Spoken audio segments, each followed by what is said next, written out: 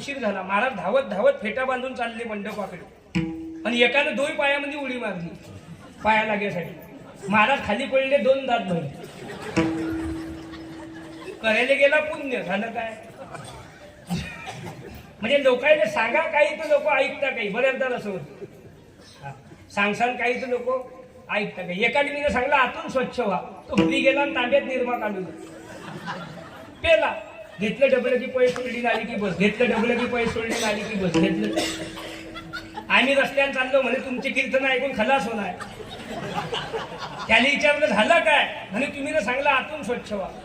म्हटलं मग तुला काय केलं? म्हणे मी निरमा पेलो.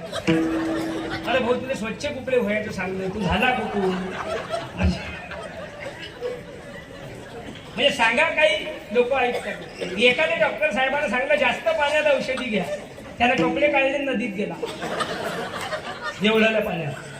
चाललाच पुरा, चाललाच धारीत पाण्याच्या, चालला. एक माणूस रस्त्याने चालला, गाडी थांबवली. म्हणे मरशील ना रे. म्हणे कोणाचं चांगलं होत असलं तर तुला दिसत नाही वाटते चांगलं ते.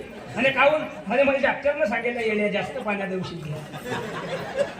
मग नदीत सांगली का तुले पुरा? म्हणजे सांगा काही लोक ऐकतात. एका मुलीने तिच्या आईने सांगलं बाई उद्या तुले पायाने पाहुणे येणार आहे, पाहुणे पाहून कचरं फेक. कारण तुझं काम आहे कुकडी कचरं फेकतो, कुकडी कचरं फेकतो, साजू कचरं फेकतो, पाहुणे पाहून कचरं फेकतो. ठीक आहे म्हणे.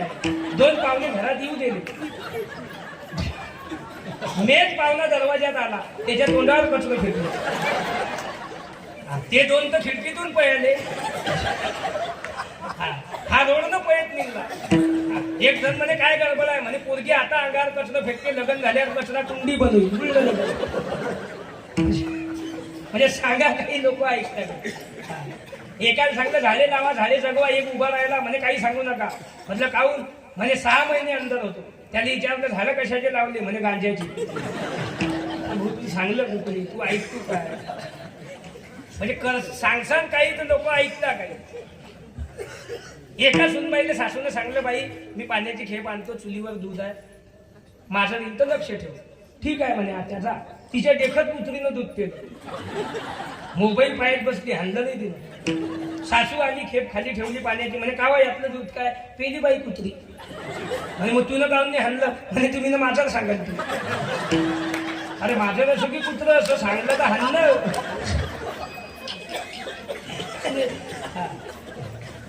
ते मुली म्हणते बाई जरा डोक्यानं काम करत जाय, असे काम करू नको. हे घर आहे म्हणून जमलं, दुसरं घर असतं तर तू नांदली नसती. बरं म्हणे आता डोक्यानं काम करी. दुसऱ्या दिवशी सकाळी उठली, चुलीत जाय केला. चुलीतलं जैतन जळत जळत बाहेर आली ती चुलीतली. तिला आठवलं डोक्यानं काम करत जाय. डोक्यानं डोक्याने टकली झाली पाहता काय? म्हणजे मग आपण ज्याने म्हणतो पुण्य ते होते पाप, आणि ज्याने म्हणतो पाप ते होते पुण्य. मग पाप पुण्य कोणाच्या हातात आहे? पाप पुण्य काँग्रेसच्या, भाजपच्या आहे काय? राष्ट्रवादीच्या आहे काय? सेनेच्या आहे काय? नाही. पाप पुण्य एकट्या भगवंताच्या हातात आहे.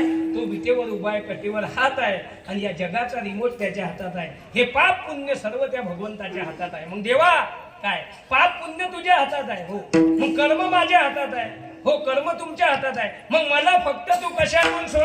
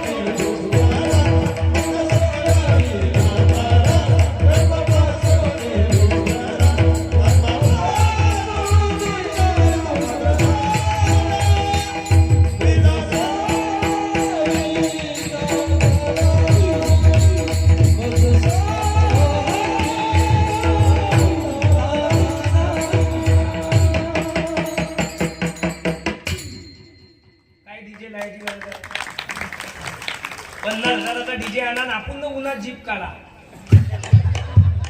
त्याच्यापेक्षा इकडे नाचा. हा सुख सोहळा स्वर्गी नाही. इथं जो आनंद आहे, इथं जे सुख आहे, हा इथं जे समाधान आहे, हा ते कुठंच नाही महाराज. मग कर्म माझ्या हातात आहे देवा, मला फक्त कर्मातून सोडव. आणि कर्म हे महाराज वाया नसते जात. चांगलं करा की वाईट फिरून येते म्हणजे येते. कर्म वाया नाही जात. एक माणूस रस्त्यानं चालला, त्याने संत्रीचा बगीचा दिसला, त्याला वाटलं एखादं संत्री खाल्लं पाहिजे. पाहिलं डोळ्यानं, सल्ला दिली मनाने. त्याने जाता येत नाही, चालत गेले पाय. त्याने तोडता येत नाही, तोडलं हातानं. खाल्लं तोंडानं, चव घेतली जिभीनं. तेवढ्यात आला त्या वावराचा मालक, त्याने हा दिसला खाताना. पळतच आला काळी घेऊन. 2 दांडके ठेवून दिले. उकळे त्याचं काही घेणं नव्हतं काय. बिनकामानं मार खाल्ला की नाही. पाहिलं डोळ्यानं, सल्ला दिली म्हणाली. चालत गेले पाय, तोडलं हातानं, खाल्लं तोंडानं, चव घेतली जिभीनं आणि मार खाल्ला पाठीनं. बरं त्याला मारल्यामुळे अश्रू कुकून आले डोळ्यातून. पायल कोण होतं? डोळ्याला. विठ्ठल विठ्ठल.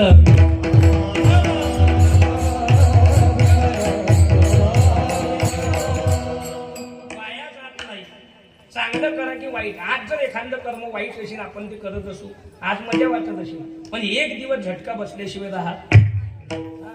कर्म वापस येतेच महाराज. कर्मामुळे श्रीरामचंद्रांना वनवास झाला. कर्मामुळे दशरथ राजे पुत्र शोकानं मरण पावली. कर्मामुळे पांडवांना वनवास झाला.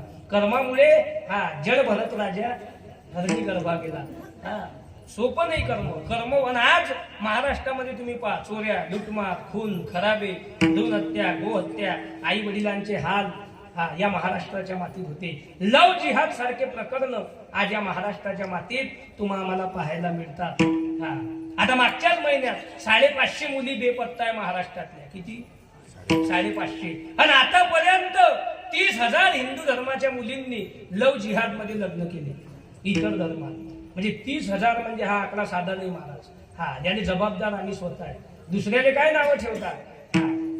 अरे ज्या बापानं मुलगी वाढवली, घडवली, लहानाची मोठी केली, त्यानं कधी पोटभर भाकर खाल्ली नाही, त्यानं अंगात भारीतले कपडे घातले नाही, त्यानं कधी भारीतली चप्पल वापरली नाही, 1-1 रुपया कन्यादानासाठी जमा करत राहिला. त्या लेकीच्या लग्नाची वेळ, त्या बापाचं स्वप्न पूर्ण होण्याची वेळ, मुली पळून जातात, लग्न करतात. वाघासारखा बाप पोलीस स्टेशन मध्ये खाली मान घालून रडत असते, साहेब 4 दिवसापासून माझी लेक बेपत्ता झाली, माझ्या लेकीला शोधून आणा साहेब. सर्व नातेवाईकांकडे पाहिलं साहेब, माझी लेक कुठेच दिसत नाही, माझ्या घरात अन्न शिजलं नाही साहेब, माझ्या लेकीला शोधून आणा. वाघासारखा बाप पोलीस स्टेशन मध्ये रडत असते.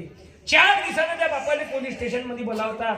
ती मुलगी उभी असते, तिच्या बाजूने एक मुलगा असते, आणि ती मुलगी पोलीस स्टेशन मध्ये म्हणते, साहेब मला माझ्या प्रियकराला, माझ्या नवऱ्याला, माझ्या बापापासून आणि भावापासून धोका आहे. आमच्या जर जीवाचं बरं वाईट झालं, याला जबाबदार माझा जन्मदाता बाप राहील. स्वतःच्या मुलीनं बाप आरोपी बनवून टाकले. आरोपी बाप म्हणत राहिला, पुरी एकदार बाबा म्हण, एकदार. तुले तळ हाताच्या फोडाप्रमाणे वागवलं, पुरी एकदार बाबा म्हण. पण मुलीनं बाबा म्हटलं नाही. हे ऐकल्यावर तो बाप देवासमोर उभा राहते, देवा अरे अशी अवलाद माझ्या पोटी जन्माला घालण्यापेक्षा जर तुम्हाला वाच ठेवलं असतं, तुम्ही आनंदानं मेलो असतो. अशी अवलाद तू माझ्या पोटी जन्माला घालून मला जिवंत असून मेल्यासारखं केलं देवा. ईश्वरासारखा बाप तडतडते. कितीतरी आई वडिलांना समाजात इज्जती राहिल्या नाही महाराज. मुलीनं इज्जती गमवून टाकल्या, याने जबाबदार आम्ही स्वतः आहे. आज जर महाराष्ट्रातल्या प्रत्येक आईनं शाळेत जाताना आपल्या मुलीचा मोबाईल घरी ठेवला, महाराष्ट्रातले 75% लफडे आज बंद होतात. इथून सांगतो, प्रत्येक बापानं 7:30च्या नंतर आपला पुऱ्या हवेवरनं, ढाब्यावरनं, हॉटेलवर नाही फिरू दिला. महाराष्ट्रातली 75% गुन्हेगारी आज कमी होती. जेवढे मुलीच्या अंगात कपडे कमी शाळेत जाताना, तेवढे तिचे दात पाडून टाकले पाहिजे. हसलेली भोपडी. जेवढा पुढे उशिरा घरी येईल, तेवढा बापानं लाईट बंद करून कपडे काढून भीतीने फेकून मारला पाहिजे. त्याला सांगलं पाहिजे, नालाय का मी पाणी मारून कापू शिकला, तू पाणी टाकून पितू. भीतीने फेकू मारला पाहिजे. पुढे MP UPचे ट्रक आमच्या रोडनं जातात, रस्त्याच्या बाजूला थांबतात, चुलीवर भात शिजून खातात. हार्वेस्टर घेऊन पंजाब मधून 8 महिने लोक आमच्या भागात आहे. गहू काढायले, तुरा काढायले, मकी काढायली. मक्का काढतात, हा चुलीवर भात शिजून खातात, पैसा कमवतात. 8 महिने गुजरात मधून बोर मारलेले लोक आमच्या भागात आहे. पंपावर मुक्काम आहे, 3 दगडाची चूल आहे, साधी भाजी आहे, ताटात भात खातात, पैसा कमवतात. राजस्थान मधून हेळत घेऊन लोक आले, ते मोठ्याल्या मशीना आमच्या भागात पूर काढतात, पैसा कमवतात. आणि आमचे 25% पोरं संध्याकाळी घरी जेवत नाही. कुठं जेवतात? धाबे धुबेवर, हॉटेलवर. आणि तो आचारी त्याला असा वाटते, भाजी द्या भाऊ दे. त्याचा शेंबूड पडला तरी हा म्हणजे निंबू पिऊ, निंबू पिऊ. पैसे देऊन शेंबूड खातो तू. त्याच्यापेक्षा घरी खायला लहान लेकराचा ताटा आहे फुकट. आणि जा मागला माल असत आहे. थंडीमुळे तोही मार्केटले नवाच आहे. आणि हेकणं बोलतो म्हणजे मला गोरी बायको पाहिजे, हेकणं. अरे द्याने काही नाही, पण तू दिसली पाहिजे ना. तू जिलबीकडे पाहून भजे मागतो, काय गोरी बायको सांगतो. बायको कशी पाहिजे तर गोरी पाहिजे म्हणते. आणि हॉटेलवर खाते गळ्याच्या हातचं. मग तुले जर अगोदरच गडी पाहिजे होता.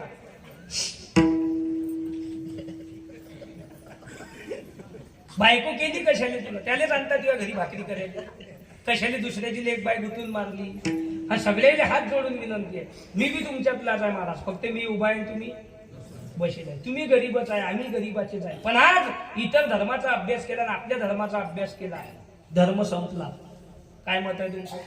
हे एकच व्यासपीठ असं आहे की इथं कोणाची तुरतुरी चालत नाही. हा मी खूप लखपती आहे, सासरवाडीने सांग. इकडे लखपतीने चालत. हा संतांचा दरबार आहे. इथं गरीब असो की श्रीमंत असो, सर्वांना पोटाशी धरण्याची ताकद गजानन बाबात आहे. ताकद आहे इथं. आणि तुम्हाला सुशिक्षित कोणाला म्हणतात? जो धर्म सोडून जगते तो सुशिक्षित, जो कुत्र्यासोबत फिरते तो सुशिक्षित, जो चड्डीवर फिरते तो सुशिक्षित, जो उभ्यान जेवते तो सुशिक्षित. आमच्याकडे सुशिक्षित कोणाला म्हणतात? ज्यांना आईच्या डोळ्यात पाणी येऊ दिलं नाही, बापाची मान समाजात खाली होऊ दिली नाही. ज्यांना आईच्या डोळ्यात पाणी येऊ दिलं नाही, बापाची मान समाजात खाली होऊ दिली नाही, आणि हिंदू धर्माच्या संस्कृतीला ज्याने कलंक लावला नाही तो सुशिक्षित. तुमच्याकडे श्रीमंत कोणाला म्हणतात? की पैसा ज्याच्या डोळ्यात त्याने. कोणता श्रीमंत बंगल्यावर पेटवला? बंगल्या मागे पेटवला अशी, पण बंगल्यावर किती लखपती असो, 3.5 बांबू, 1 मडकं, अर्धा पाव गुलाल, 2 किलो मुरमुरे, 1 हार, 5 मीटर कपडा, 2 रुपयाची अगरबत्ती, 3 रुपयाचा कापूर, 2 रुपयाची पानं, एकूण बिल 131 रुपये, डोक्याचा रुपया धरून 132. किती लखपती असो, किती मोठं बाथरूम बांधा, किती मोठा बंगला बांधा, शेवटी जळाले ग्रामपंचायतच्याच मशालभूमीत. किती मोठा बंगला, किती मोठं छावर बाथरूम मध्ये असू द्या, खुर्चीवरच शेवटची आंघोळ कुठं? बाहेर खुर्चीवर. लोक म्हणतात मग त्याने साबण लावा, त्याने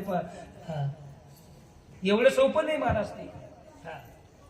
आमच्याकडे श्रीमंत कोणाला म्हणतात? ज्याच्या गळ्यात माळ आहे, ज्याच्या डोक्याला गंध आहे, अंतकरणात सर्वांबद्दल प्रेम आहे, आणि ज्याने कीर्तनाचा छंद आहे, तो जगातला खरा श्रीमंत आहे. तो पैशाने गरीब असला तरी चालेल, पैशाने गरीब असला तरी चालेल. सर्वांना हात जोडून विनंती आहे, गरीबाला मुली द्या, कष्ट करणाऱ्याला मुली द्या, टाळ करायला द्या, माळ करायला द्या. हा गोर गरीबांना मुली द्या, शेतकऱ्याला द्या, मजुराला द्या, धंदे वाईट लोकांना द्या. पण अति लखपती जरी असला तरी व्यसनी लोकांना मुली देऊ नका. यावर तुमचं मत काय? 75% सुशिक्षित संध्याकाळी दारू पितात. आता माझ्यासमोर 4-5 बसेल आहे, नावासहित सांगू शकतो. हे जे मोठमोठ्याले वाईन बार लाइटिंग टाकेल, हे आपल्या भरोशावर चालतात. हे जे लखपती करोडपती आहे, याच्या भरोशावर ते बाळ चालतात. बऱ्याच बापानं सर्व्हिसन पैसा पाहून पोरी दिल त्या. 4 वर्षात पोरी विधवा झाल्या. किती वर्षात? 4 वर्षात. आणि विधवा लेक जर घरात असली, आमच्या बापाची अर्धी भाकर कमी होते. तो बाप लढते, अरे मी जिवंत आहे तोपर्यंत मला लेकीले खाऊ पिऊ घालील, मी जिवंत आहे तोपर्यंत मला लेकीले चांगले कपडे घेईल, मी जिवंत आहे तोपर्यंत मला लेकीवर लक्ष ठेवीन. ज्या दिवशी मी निघून गेलो त्या दिवशी मला लेकीचं कसं होईल या चिंतेनं बापाची अर्धी भाकर कमी होते. आणि 10 वर्ष जगणारा बाप 5च वर्षात मरते.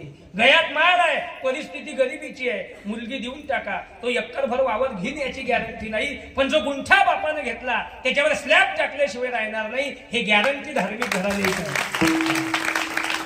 ही गॅरंटी आहे धार्मिक घराने. आणि सर्व तरुण मुलांना आणि मुलींना हात जोडून विनंती आहे, महाराज म्हणून मग कीर्तन ऐकू नका, महाराज मधून ते कीर्तन होतं किती. तुमचा भाऊ म्हणून ऐका, मित्र म्हणून ऐका. शाळा शिकता आली नाही शिकू नका बहिणी हो, नोकरीला लागता आलं नाही लागू नका, पैसा कमवून बापाच्या हाती देता आला नाही देऊ नका, तुम्हाला बापाचं नाव मोठं करता आलं नाही करू नका. पण आमच्या ईश्वरासारख्या बापाची मान गावात आणि गल्लीत आणि समाजात खाली होईल अशा वागू तरी नका. कारण जरी आमच्या मायेच्या डोक्याला खोबऱ्याचं तेल नसेल, पण आमच्या मायेनं कमवलेली इज्जत कोणाला कमवता आली नाही. जरी आमच्या बापाचं शर्ट फाटलेलं असेल, फाटेल कपड्यातला आमचा बाप असेल, पण आमचा बाप जर गल्लीतून चालला तर दारव्यामध्ये गल्ल्यावरचा शेठ उभा राहून रामराम करते, ही इज्जत आमच्या बापाची आहे. हा स्वाभिमान जाणार नाही असे जगा, याच्या व्यतिरिक्त कशी जगा. ह्याच प्रगट दिनाच्या हार्दिक शुभेच्छा. बाप गल्लीतून चालला, त्याच्या पिशवीत बजार नाही नसू द्या पुरी हो, त्याच्यावर कर्जाय असू द्या, त्याचं शर्ट फाटलं फाटू द्या, आमच्या बापाची मान ताट आहे. हे आमची श्रीमंती आहे. हे खरी श्रीमंती आहे. त्यानं आयुष्यात कधी बेईमानी केली नाही पोरी हो, त्यानं आयुष्यात कधी भारीतले कपडे घातले नाही, त्यानं आयुष्यात कधी भारीतली चप्पल वापरली नाही, त्याला आयुष्यात कोणत्या तीर्थयात्रेला जाता आलं नाही, त्याला आयुष्यात कोणता पदार्थ करून खाता आला नाही, आयुष्यात त्यानं कोणता आनंद साजरा करताना पाहिला नाही. फक्त एक रुपया तो लेकराच्या शिक्षणासाठी खर्च करत राहिला. मुलं सर्व्हिसला लावले, लेकराचे लग्न केले, लेकरं सर्व्हिसला लावले, त्याचे शिक्षण केले. आयुष्यात त्याने त्याची सायकल बदलवता आली नाही. आमच्या घरात खायला नव्हतं, आमच्या चटणीवर तेल नव्हतं, आमच्या पातेल्यामध्ये भाजी नव्हती, पण आमचे मायबाप स्वाभिमानानं जगले. हेच आमची श्रीमंती होती. आणि हे श्रीमंती हा स्वाभिमान जाणार नाही अशा जगा. याच्या व्यतिरिक्त कसेही जगा, कोणतंही कर्म करा तुम्ही, पण माय बापाच्या इज्जतले धक्का लागणार नाही असे जगा. याच्या व्यतिरिक्त कशीही जगा. ह्याच प्रगट दिनाच्या हार्दिक शुभेच्छा. भजन करा एकदा विठोबा.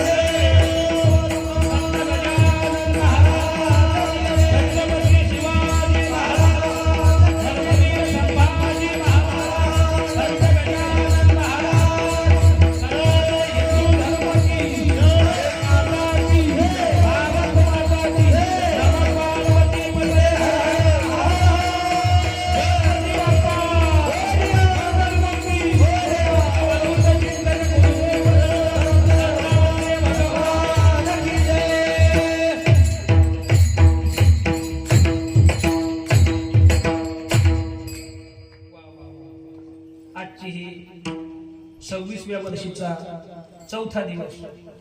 आजची ही कीर्तनरूपी सेवा आमचे हरिभक्ती पारायण विठ्ठल महाराज यांच्या माध्यमातून मला मिळाली व आमचे बुल्हाने सर यांच्या माध्यमातून ही सेवा मिळाली. सर्व मायबापांनी ही सेवा माझ्याकडून घडवून घेतली म्हणून मी तुमचा आभारी आहे. विनोदाच्या आभारी आम्ही काही बोललो असेल तुमचं लेकरू समजून क्षमा करा. तुम्ही आमचे आहे म्हणून मी तुम्हाला बोललं पाहिजे, आणि मी तुमचा आहे म्हणून तुम्ही अर्ध तरी ऐकलं पाहिजे. तुम्ही माझे आहे म्हणून मी तुम्हाला बोलेन, आणि तुम्ही माझे आहे म्हणून तुम्ही अर्ध माझा ऐकसाल. कारण महाराज इतर धर्माचा अभ्यास केला आणि आपल्या धर्माचा अभ्यास केला, सगळेच मागे राहील धर्म आपला. आणि मी सकाळी गेलो ना, आता कोणा अंदर ते आपल्याला पटलं बा, कसं पटीन भाऊ हे खरं आहे ना. आणि मा तुला पटलं पाहिजे हे सांगलं कोण. आता तुझ्या बायकोचं तुझ्या पटत नाही, मग आम्ही तर महाराज आहे, पण चांगलं सांगणं आमचं काम आहे. घरी पत्र नेऊन देणं पोस्टमनचं काम आहे. त्याने थोडी माहित आहे मौतीचं आहे की लव्ह मॅरेज आहे. एकानं पोस्टमनची गच्ची धरली, मा पाहुणा मेलाच कसा. तो म्हणे अरे भाऊ ते मला काय माहित होतं ते तू पाय. तो कसा मेला त्याच्यावर नंबर आहे, त्याला फोन लाव, मला खाली ठेव. तसं चांगलं सांगणं आमचं काम आहे, ऐकलं ना ऐकलं तुमचं काम. कारण कर्म कोणतंही करत असताना तुकोबा राय म्हणतात देवा मला कर्मातून सोडव. आणि आज आपले हे कर्म आहे. मला एक माणूस म्हणे महाराज मग पोऱ्या दारू पेते, मला आज लोक माहित नव्हतं. म्हटलं मग आज कसं का माहित झालं. काही नाही म्हणे, ते एक काटर मारून बाहेर निघला मी दुकानात घुसलो. नालायक कोण आहे हे तुम्ही म्हणा. हे कर्म आहे आपले. हा जे छोटे छोटे लेकर आहे आपल्या गावात, हा घरी झोपेल त्याच्या गळ्यात माला टाका. कारण हे एवढ्या कीर्तनामध्ये 3 इकडे दिसतात, 5-6 इकडे दिसतात, जे 8च लेकर आहे का एवढ्या गावात. पण आज तेले संस्कार लावणं हे आपल्या हाती आहे. आई बापानं जर तेले संस्कार लावले, त्याच्या गळ्यात माळ टाकली, तो एक्करभर घेईन याची गॅरंटी नाही, पण जे बापानं घेलाय ते ऐकणार नाही हे गॅरंटी या लेकराची आहे. आणि हे त्या लेकरासाठीच आहे. हे जे छोटे छोटे लेकर आहे, लहान लहान पोर आहे, याच्यासाठीच सत्य आहे, याच्यासाठीच कीर्तन आहे. उडेल बलक कधी होल्डर मध्ये बसवला, त्याचे तर तारा तुटेलच आहे ना. तो आज ना उद्या फेकूनच गेलाय नेऊन. पण खरा उजेड ज्या लाईटाचा आहे, हा त्याला फोकस म्हणतात. पुढचा प्रकाश आहे तो, हा पुढच्या आयुष्याचा प्रकाश आहे. त्या लेकरासाठी हे सर्व असते. जे काही लेकर आपल्या घरात छोटी छोटी असतील त्याच्या गळ्यात माळ टाका, पण पहिले आबानं माळ घाला. नाही आबा बिना माळीचा नाताळ म्हणजे तू उद्या माळ घाल, मग तू घाललं. मी म्हणतो वाघ आहे, कोल्हा आहे, बकरी आहे. आपला वाघ आहे, कोल्हा आहे, गाढव आहे, तिघाय मिळून बकरी मारली. वाघानं, कोल्यानं, गद्यानं, आमच्या भागात गद म्हणतात, गद्यानं तिघाय मिळून बकरी मारली. माझा गद बकरीला खाते काय? पुढे वाघ आहे, शांत बस, कोल्याने बोलू दे, कोल्हा राहायला बाजूले, गद म्हणे कर ती निषेध. वाघानं गद्याकडे पाहिलं, म्हणे 8 दिवसापासून उपाशी आहे. ते नको सांगू, वाघ आहे म्हणजे काही बोलशील काय? पा डोके बा, हिसा तर घेणच, पहिले मा हिसा दे. वाघ म्हणे 8 दिवसापासून उपाशी आहे, तुझं खाणंही नाही ना, ते घेशील आणि तिकडे नेऊन फेकून देशील. 2 घास खाऊ दे, एखाद्याच्या शेतात जातो, तुला हिरवं गवत जीवत नाही, मी मा हिसा फेकून देईल.